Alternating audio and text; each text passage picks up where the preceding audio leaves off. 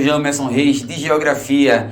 É um prazer estar aqui com vocês essa noite. Boa noite a todos, boa noite a todo mundo aí que está aqui nessa página maravilhosa do Acelera. E hoje a gente vai falar um pouco a respeito de migrações. Antes de mais nada, quero dizer que você vá curtindo, que você vá fazendo aí seus comentários, porque no final da aula nós teremos aí uma surpresa para você, galera, beleza? Então vamos lá. Hoje nós trataremos de um assunto chamado migrações, mas afinal de contas, o que são migrações? O que vem a ser, na verdade, as migrações? Como surgiu os primeiros movimentos migratórios? Então é isso que a gente vai falar hoje no Acelera no Enem, beleza? Então, afinal de contas, pessoal, o que são migrações? Isso aí é algo que não precisa ser nenhum gênio da ciência para saber, que corresponde a movimentos populacionais. A gente disse aqui, corresponde à mobilidade pelo espaço geográfico, exceto quando se trata de uma viagem eventualzinha, um bate e volta, vou ali, daqui a pouco eu volto. Isso aí não corresponde a migrações propriamente dita, tá certo? Então, vamos lá. Quando é que surgem as migrações? A partir de que momento a gente começa a observar as migrações? O homem, ele tem um hábito de migrar desde a pré-história. Então, quando o homem vivia na pré-história, até mais ou menos o período do Neolítico, 10 mil anos antes de Cristo, o comportamento do homem, comportamento humano, era nômade. Eu acho que vocês já aprenderam isso até na aula de história. Então, desde a pré-história já era possível observar movimentos migratórios, pois o homem, ele era nômade. Eu dizia que o homem, até a invenção da agricultura, né? A invenção não, perdão. Não é a invenção. Até o homem conseguir dominar técnicas agrícolas, desenvolver técnicas agrícolas, sacar, na verdade, o time da natureza, ter algumas percepções, até porque isso aí foi meio que empírico. O homem, ele era nômade, vivia num rolê aleatório. Eu digo, a galera vivia num rolê aleatório, né? Brincando com os meus alunos em sala de aula, eu digo, meu irmão, a galera vivia numa vagabundagem tremenda, era o tempo todo. Só queria saber, na verdade, andar, caçar, certo? Sacar as minas, os manos e só. Era só isso aí. Vem período neolítico, 10 mil antes de Cristo, se faz necessário que o homem deixe de ser nômade e passe a ser sedentário. O homem passou a ser sedentário e baixou o facho. Beleza? Então, voltando para migrações, remota desde o período da pré-história, tá certo? O homem, ele era nômade. Vamos lá. As migrações, elas podem ser, galera, migrações internas, internacionais, intrarregionais e interregional. Vamos lá. Vamos segregar isso aí direitinho. Vamos dividir, vamos separar. Internas. Não precisa ser nenhum gênio da ciência para saber que é justamente aquela migração que ocorre dentro de um mesmo país. Internacionais, ou seja, as migrações de um país para outro. Intrarregional está relacionado a algo interno, dentro, intrarregional, dentro de uma mesma região. E interregional é quando você sai de uma região para uma outra região. Aqui, por exemplo, né, nós temos uma divisão política do IBGE em regiões, né, Norte, Nordeste, Sudeste, Centro-Oeste e Sul. Então, se você sai, por exemplo, de uma região para outra, você está fazendo aí uma migração interregional. Firmeza? Beleza? Vamos nessa? Ó, pessoal, continua aí dando like, tá? Faz o teu comentário, fica ligado, porque no final da aula nós iremos anunciar para vocês aí um lance massa, tá certo? Então, Segura aí, não perde nada, tá? Foco na missão, como eu costumo dizer, foco na missão, porque final do ano tem Enem, é faca na caveira, beleza? Vamos nessa. Aí vamos falar um pouco de imigração interna. Então ela acontece dentro de um mesmo país. Trouxe aí duas cidades lindas, maravilhosas para a gente só ilustrar, né? Rio de Janeiro, então você sai do Rio de Janeiro, vai para Recife, ou seja, duas cidades dentro de um mesmo país, consequentemente você está fazendo aí uma migração interna. Maravilha, né? Espetáculo, né? Aqui o Marco Zero do Recife, para a galera que não é de Recife, um beijo para a galera de Recife, certo? Quem não conhece Recife, vem que eu quero te mostrar a minha cidade, o meu lugar, como dizia o rei do brega, Reginaldo Rossi. Beleza? A produção inteira aqui, ó, começou a vibrar quando eu falei o nome desse cara. Associação Comercial de Pernambuco, só para dar um close, que nem diz o meu amigo de redação Felipe Rodrigues, né? Dando um close, quebrando tudo. Olha só, a Associação Comercial de Pernambuco, instituição de 1839, certo? Segunda instituição de classe mais antiga do país. O que significa dizer isso? O que é que tem a ver, na verdade, com migrações? Muita coisa, até porque a economia, ela também atrai pessoas ou repele pessoas. Mas fica o registro aí desse belo prédio localizado no Marco Zero, Associação Comercial de Pernambuco, a segunda instituição de classe mais antiga do país, porque a primeira foi a Associação Comercial do Rio de Janeiro, que na época era a capital do Império. Beleza? Então, migrações internas dentro de um mesmo país. Vamos lá. Rapaziada, aí eu tenho uma migração internacional. China, Nova York, foram as duas imagens aí, né, que a gente utilizou, certo? Então, um vilarejo na China e a cidade de Nova York, nos Estados Unidos, ocorre entre países que a gente chama de migração internacional. Tá tranquilo? Tenho certeza que tá tranquilo. Vamos lá.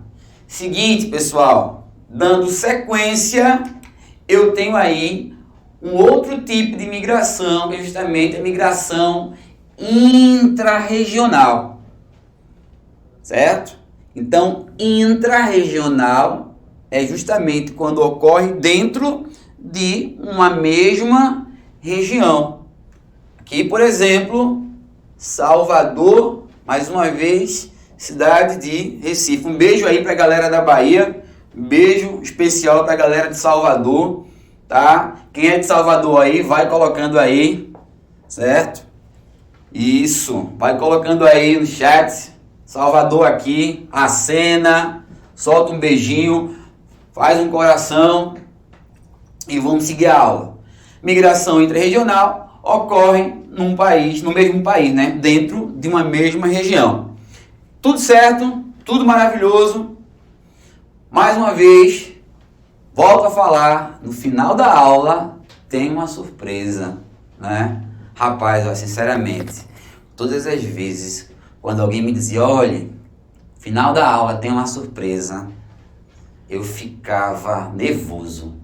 Vamos lá. Migração interregional ocorre dentro do mesmo país, entre o que? Diferentes regiões.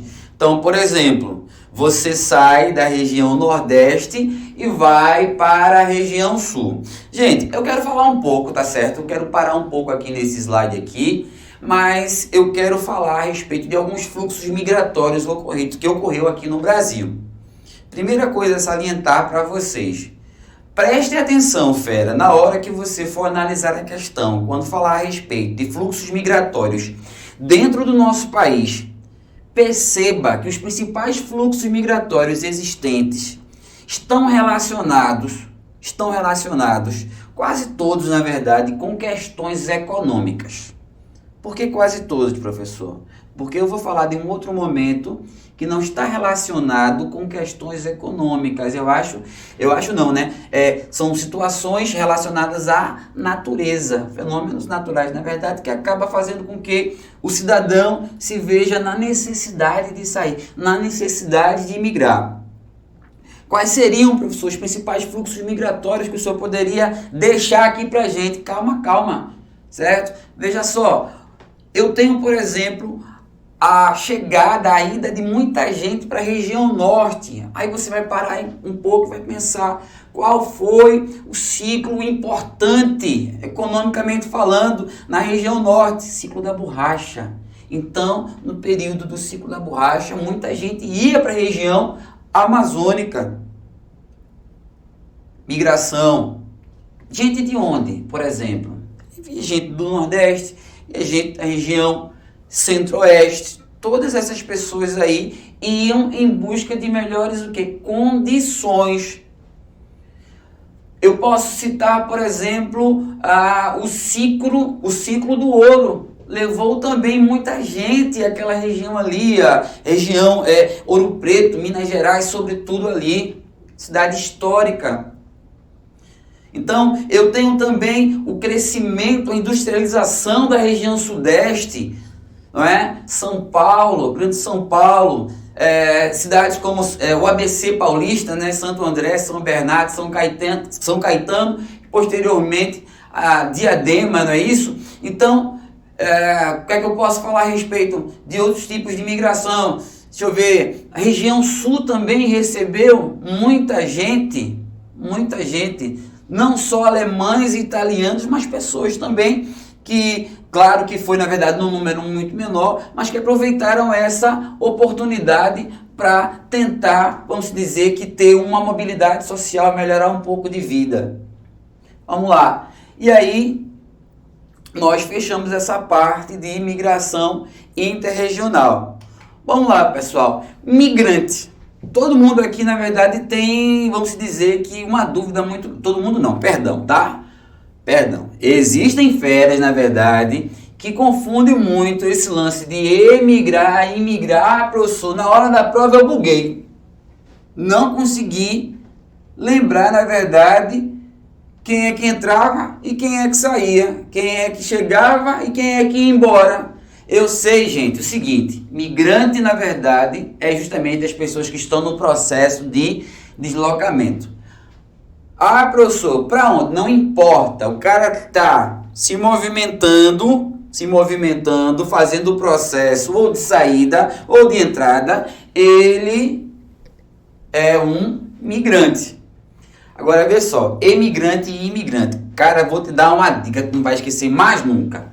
Ó, emigrar. Pega o prefixo, pega essa letrinha aqui, o E, lembra de êxodo, saída, emigração, ok?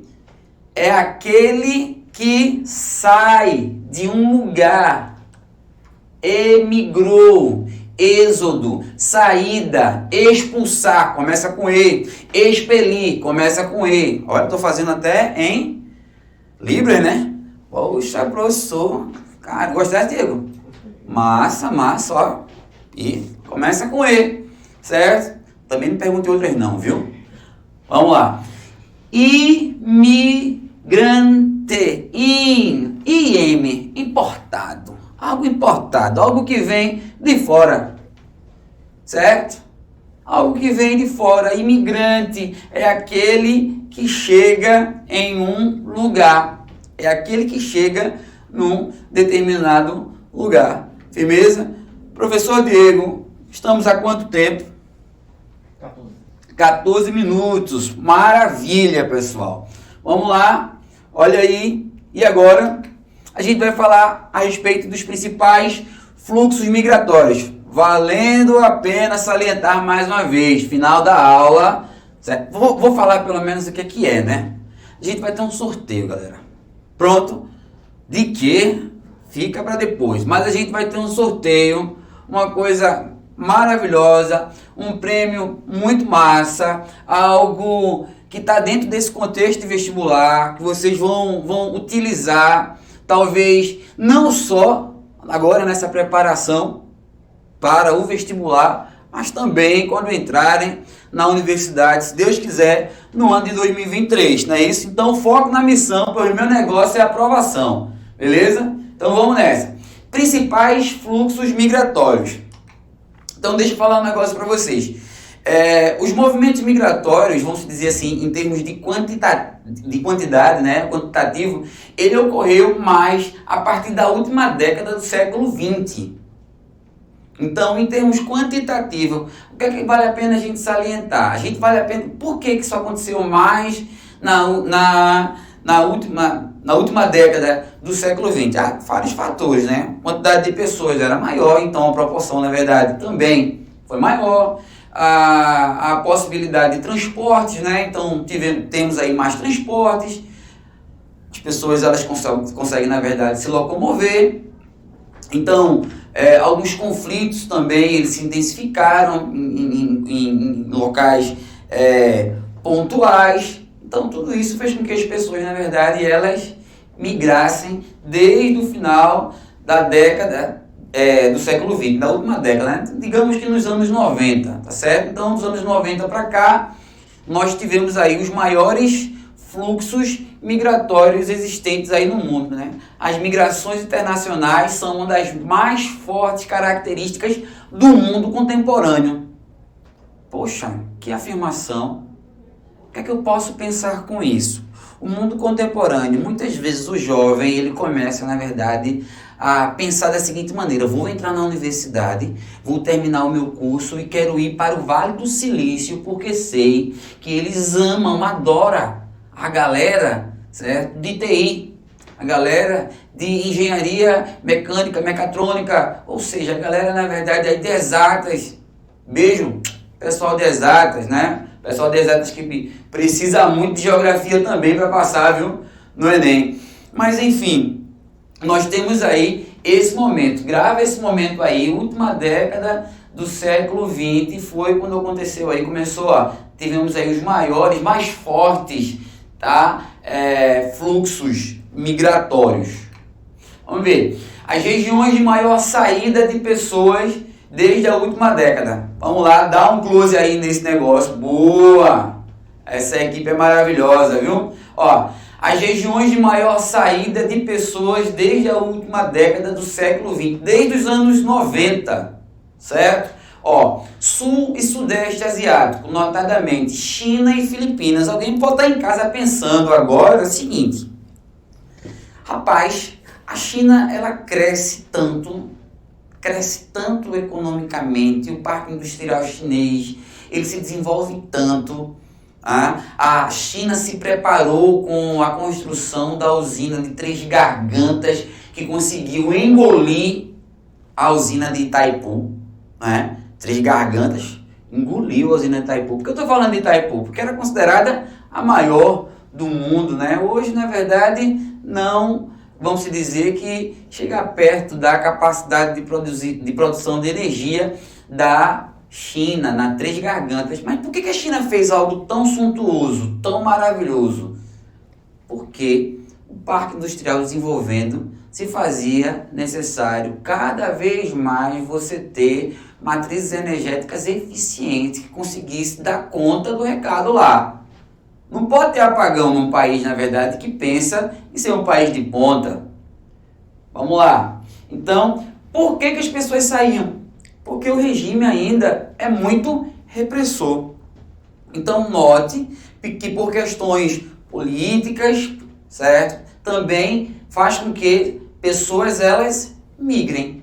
Questões políticas também é um ponto para que as pessoas elas saiam de um lugar para o outro. Filipinas também, aí no Sudeste Asiático, né? Sul e Sudeste Asiático. Gente, América Latina com destaque para o México, Cuba, Haiti, Venezuela. O México, muitas pessoas tentando cruzar a fronteira, indo em direção aos Estados Unidos, tá? Então, muitas estratégias não foram eficazes, não foram eficientes. Os Estados Unidos implantou ali nas proximidades, no norte do México ali, o que a gente chama de empresas maquiladoras, para desenvolver, digamos que para oportunizar na verdade mão de obra, porta de emprego para essas pessoas aí. Então, construíram as maquiladoras, que são indústrias norte-americanas localizadas no norte do México, próximo à divisa. Então, vamos segurar essa galera, e a forma da gente fazer com que essa galera não venha para o lado de cá é arrumar emprego para eles lá. Então, cria-se as maquiladoras, tá certo? Um dos motivos. Os outros motivos eu vou falar quando a gente for trabalhar a sustentabilidade, eu volto a falar de maquiladoras.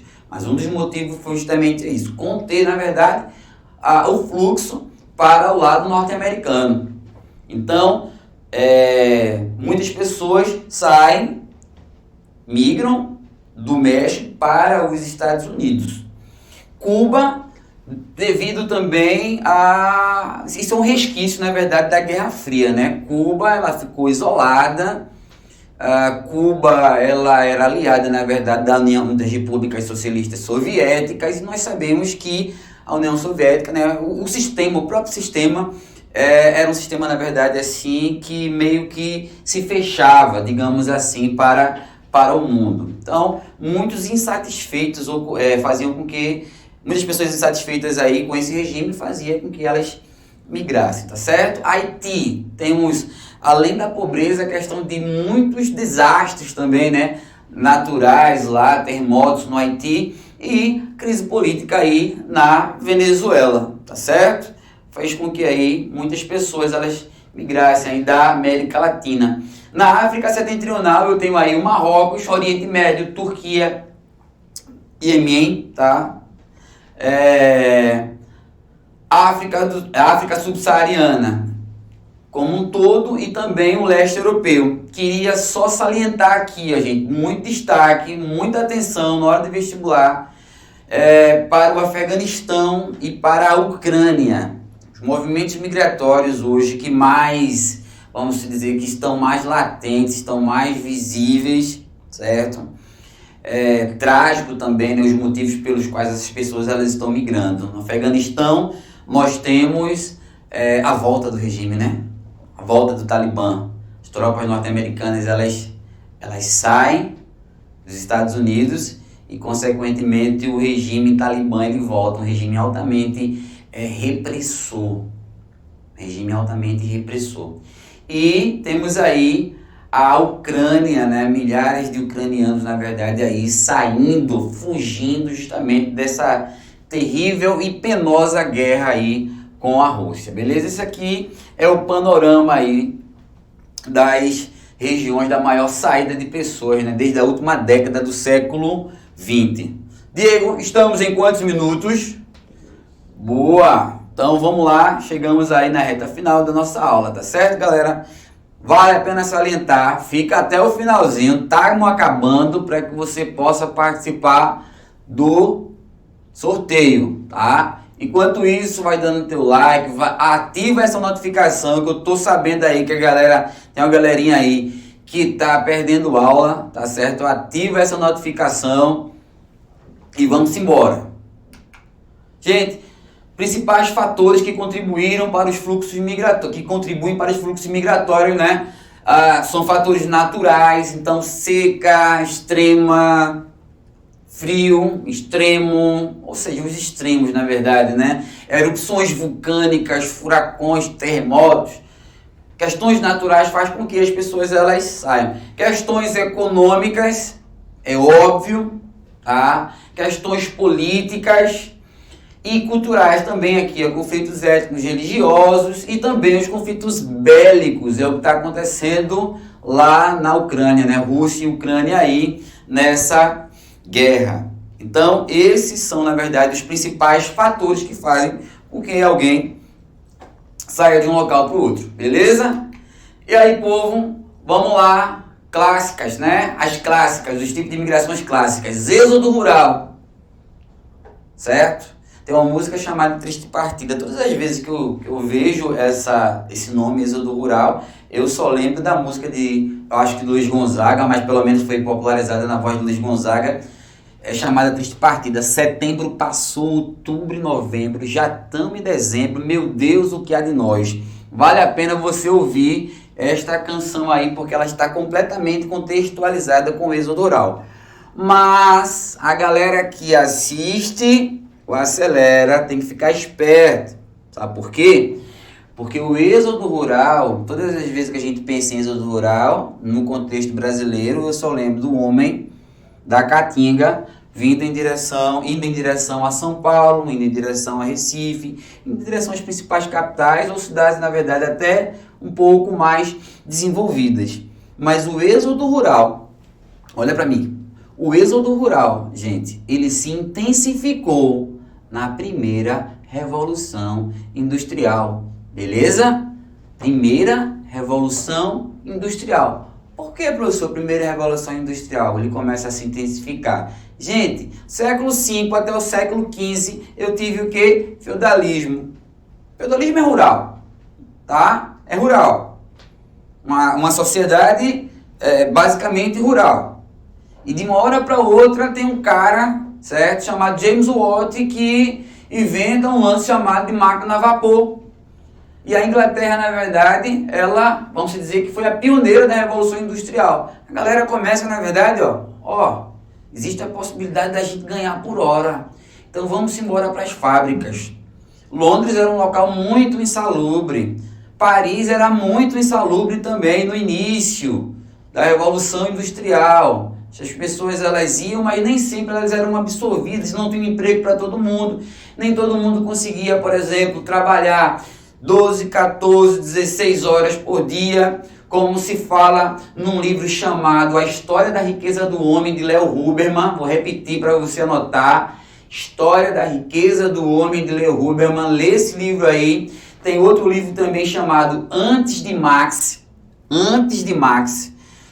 Esses dois livros, eles narram, na verdade, esse processo aí de saída da Idade Média, início da industrialização, como as pessoas, na verdade, elas passavam por situações, não existia leis trabalhistas, descanso semanal, certo? Estatuto da criança, do adolescente, então trabalhava criança, mulher, independente se ela estivesse grávida ou não, enfim, pessoal. Era uma situação realmente bastante difícil. Nessa época, você teve também o início, a intensificação do êxodo rural, o surgimento dos grandes centros urbanos, digamos assim. Tá? Acontece até hoje? Claro que acontece até hoje, com menor intensidade, mas existe êxodo rural até hoje e pode cair no vestibular. Transumância, tá certo? O que é transumância? Então são fluxos migratórios periódicos, sazonais, tá bom? Então, aqui você está vendo pastoreio, de ovelhas, mas pode estar relacionado também com safras agrícolas. A galera vai para a região Nordeste cortar cana, Pernambuco, acabou o corte de cana, eu vou dar uma chegadinha. Me disseram que lá no sul da Bahia, Ilhéus e Itabuna, por ali, tem as plantações de cacau. Vou lá, certo? Ver se tem alguma coisa para mim. Acabou a colheita do cacau, safra do cacau. Rapaz, já estou aqui no meio do caminho, vou descer um pouco para a região sul, para ver se alguém me dá trabalho lá no cultivo da uva. Então, perceba, na verdade, aí, que existe, vamos dizer que uma ligação também com as safras agrícolas, a transumância, tá? Outra coisa que eu posso falar também em transumância, a construção civil. O cara que trabalha numa construção de uma usina, acabou a construção de uma usina, o cara vai trabalhar em outro estado, mas na construção de um edifício, ou seja, a construção civil também, ela oportuniza muito esse movimento populacional. Vamos lá, olha só. Queria falar um pouco aqui, transumância estival, fecha aí, isso, tá? Ou ascendente, caracterizada pela deslocação dos rebanhos da planície até os planaltos serranos, onde abundam pastos verdejantes durante o verão. Então, isso aqui é só um exemplo. Pode passar. Vamos lá. Transhumância invernal ou descendente. O que é que acontece? Devido à escassez de pastos, motivado pelas condições desfavoráveis do clima, onde os rebanhos descem da serra para pastos em regiões temperadas, e aqui a transhumância pernal, que consiste numa forma de reagrupamento do rebanho por conta própria, certo? Para buscar uma maior procriação, beleza? Vamos lá, vamos falar agora um pouco da migração pendular. É a migração, na verdade, que vocês aí todos os dias fazem, na verdade? Todos os dias fazem esse tipo de migração. Olha, primeiro, a gente sabe que também ela pode ser chamada de migração diária. A gente sabe que o nome pendular é justamente por causa desse movimento, tá? Ida e volta, lembrando, um pêndulo, né? Um beijo para os amantes de física, né? Que adoram questões aí de pêndulo. Mas presta bem atenção, galera. Seguinte, eu quero que vocês consigam, na verdade, no vestibular, conseguir atrelar a intensificação ou surgimento dessa migração pendular.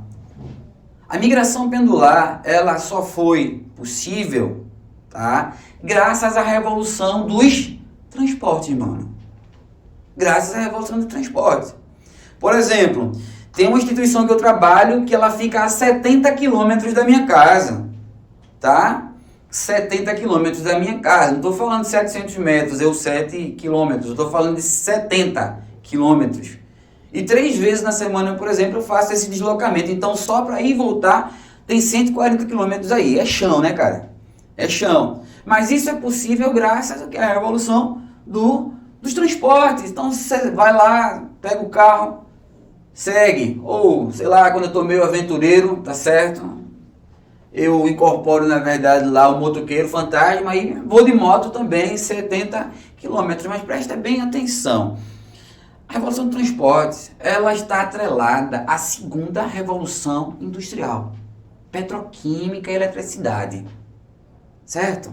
Petroquímica e eletricidade. Petroquímica, na verdade, ela surge, a revolução petroquímica, o petróleo, na verdade, transformando em subprodutos como o diesel, o querosene, a própria gasolina, a indústria automobilística surgindo, desenvolvendo e agora fabricando motores a explosão, combustão, né? Então, fazendo com que a gente tivesse a possibilidade de se movimentar de um local para o outro. Uma outra coisa muito importante, na verdade, dentro da migração pendular, ainda falando a respeito, do transporte público também, tá? Popularização do transporte público, fazendo, na verdade, aí grandes percursos dentro de uma região metropolitana. Não sei qual a cidade, na verdade, que você está aí, mas nas grandes capitais, por exemplo, é muito intenso. Recife, Salvador, tá? São Paulo, Rio de Janeiro, todos vocês aí dessas cidades aí que eu falei, né? Eu acabei de falar, fazem esse tipo de migração chamada de migração pendular, tá? Após realizar a atividade profissional, ao cumprir a carga horária de estudo, essas pessoas elas retornam para as cidades onde elas residem, beleza? E vamos lá. Hoje a gente queria falar um pouco também sobre a migração de retorno. Então, como o próprio nome diz, a migração de retorno, na verdade, é quando o cara está voltando. No ano de 2007, os Estados Unidos, ele teve, na verdade, tivemos aí uma crise e as pessoas elas começaram a voltar. Muita gente voltou para o Brasil, tá certo? Vindo do território norte-americano. Uma outra coisa, outro fenômeno, ainda falando a respeito de imigração de retorno, foi a quantidade de pessoas que voltaram para a região Nordeste. Muitos nordestinos, eles haviam migrado, tá, para outras regiões do Brasil, mas eles começaram a regressar. Então, isso aí a partir dos anos 2000, tá? Início de 2002 ali, a gente começa a perceber o crescimento econômico, tá? O desenvolvimento econômico que houve na região Nordeste, estado de Pernambuco, vamos dizer, a construção da refinaria, Porto de Suape. Então foi um desenvolvimento econômico muito grande que as pessoas começaram a pensar por que não voltar. Porque lugar, na verdade, é pertencimento. Já dizia o frevo, voltei em Recife, foi a saudade que me trouxe pelo braço. Então a gente percebe também que as migrações, elas estão relacionadas com pertencimento, certo? Com pertencimento, eu pertencer àquele lugar, o meu lugar é caminho de Ogum e Ançã, já dizia Arlindo Cruz. Lá tem samba até de manhã, uma ginga em cada andar. Só lá, em Madureira? Não, mas o meu lugar é Madureira, né? É como eu digo, Olinda, quero cantar a ti esta canção, né? Teus coqueirais, o teu sol, o teu mar, faz vibrar meu coração de amor. Olha, Salvador tem sol, tem mar, mas desculpem os baianos, não faz vibrar meu coração porque não é Olinda, tá? João Pessoa, cidade linda, mesma coisa. Coqueiral, sol, mar, mas não faz vibrar meu coração porque não é Olinda, porque é pertencimento. Migrar é desconfortável. Migrar, ela é desconfortável muitas vezes, porque quando a gente migra, tem uma ligação muito grande com uma coisa chamada de insatisfação. Eu estou insatisfeito, eu preciso de algo melhor. Eu estou insatisfeito com o regime, eu preciso sair daqui. Eu estou insatisfeito com uma forma de se governar. Eu estou insatisfeito porque eu estou sendo reprimido. Eu estou insatisfeito porque esse vulcão aqui, de uma hora para outra, entrou em erupção e vai acabar com tudo aqui. Eu preciso, na verdade, sair, tá? Então, esse fenômeno aí é uma migração de retorno. Gente, olha só, presta bem atenção, vê que coisa linda. Todo dia ela diz que é para eu me cuidar. E essas coisas que diz toda mulher, diz que está me esperando para o jantar e me beija com a boca de café. Todo dia eu só penso em poder parar. Meio-dia eu só penso em dizer não. Depois penso na vida para levar e me calo com a boca de feijão. 6 da tarde, como era de se esperar, ela pega e me espera no portão. Diz que está muito louca para beijar e me beija com a boca de paixão. Coisa linda, Chico Buarque de Holanda, né? Samba maravilhoso, deu até vontade, Vamos lá, de curtir aquele samba, né? Vamos lá, gente, questãozinha para finalizar, 2 questãozinhas para finalizar, ó. Na letra, a canção de Chico Buarque, observa-se uma certa rotina do eu lírico quanto às suas atividades diárias. Então, um beijo para o professor Luiz Fernando aí, né, com seu eu lírico. O que inclui ir e voltar do seu trabalho. Esse tipo de deslocamento caracteriza-se como, vê aí, galera, transumância, letra A. Vai respondendo aí, eu quero ver. Vamos ver aí, né? Vamos responder. Falamos aí a trecho da canção de Chico Buarque. A dica que eu dou para vocês é todo dia. Isso. Vamos lá. Vai respondendo aí. Alternativa. E aí, produção? Boa. Certo. Alternativa D. E aí eu tenho a mudança diária. Certo? Uma mudança diária. Vamos lá. Evitar o êxodo rural é o principal desafio da política interna chinesa. A luta de clãs perante o 18º Congresso do Partido Comunista da China não mudará. Provavelmente, um dos principais eixos da política interna chinesa, impedir o êxodo rural, reter a galera no campo, né? Ainda mais agora que as pessoas que vivem nos centros urbanos superaram pela primeira vez a população do campo no país. Conceito migratório em destaque na manchete da reportagem acima significa a migração em massa de trabalhadores do campo para as cidades em um mesmo território. B. A saída de pessoas de países predominantemente rurais para sociedades urbanas. C. O deslocamento diário e contínuo da população do campo para trabalhar nas grandes cidades. Letra D. A perda da produção rural em razão do deslocamento desta para outros países. Letra E. O exílio voluntário praticado por moradores das cidades em direção às zonas rurais afastadas. Então a gente finaliza com essa questãozinha aí. Vamos respondendo. 1, 2, 3, 4. Vamos lá.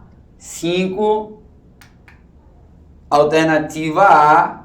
Parabéns para quem marcou aí a alternativa A. Migração, né? Em massa de trabalhadores do campo para as cidades em um local, em um mesmo local, né? Em um mesmo território, na verdade. Beleza? Ok?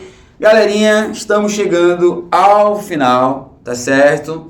E a gente vai fazer um sorteio. É um sorteio, professor? Como é que a gente vai fazer? Leu, produção? Comentários criativos. Isso, boa. Então a gente vai, na verdade, aí tem uma postagem aí na página do Acelera e o comentário mais criativo. Então vai lá na página, daqui a pouquinho a galera vai estar, na verdade, aí postando para vocês aí o comentário mais criativo. Sim, professor Jamerson, mas qual é, na verdade, o prêmio? Então, vou estar aí, eu, Jamerson Reis, foco na missão, faca na caveira, vai estar sorteando, oportunizando para vocês aí livro A Revolução dos Bichos, de George Orwell. Um livro maravilhoso, tá? Até mesmo para aumentar o teu repertório cultural. Galera, muito obrigado aí pela participação de vocês, muito obrigado pela audiência. Até a próxima. Foco na missão, pois nossa meta é a aprovação. Acelera no Enem, galera.